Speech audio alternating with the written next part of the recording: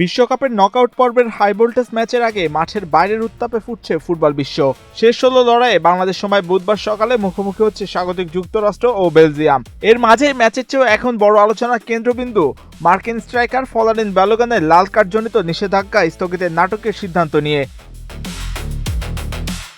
Bosnia ও হার্জেগোভিনার বিপক্ষে সরাসরি লাল card দেখা এই ফুটবলারকে ফিফা ২৭ নম্বর ধারার দোহাই দিয়ে খেলার অনুমতি দিতে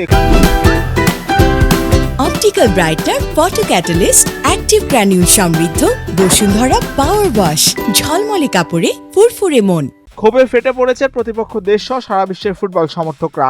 বিষয়টি নিয়ে ফিফাকে একহাত নিয়েছেন বেলজিয়ামের কোচ রুডি গার্সিয়াও।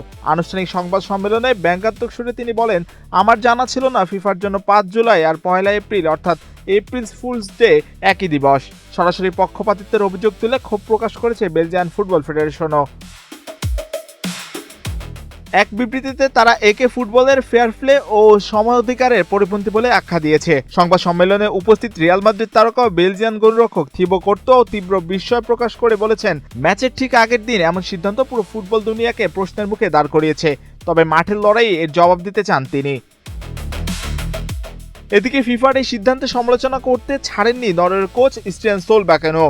ব্রাজিলের বিপক্ষে ঐতিহাসিক জয়ের পর তিনি একে ফিফার বড় ভুল হিসেবে আখ্যা দিয়ে বলেন, ভিআর দেখে নিশ্চিত হওয়া লাল কার্ড এভাবে প্রত্যাহার করা অত্যন্ত বাজে দৃষ্টান্ত।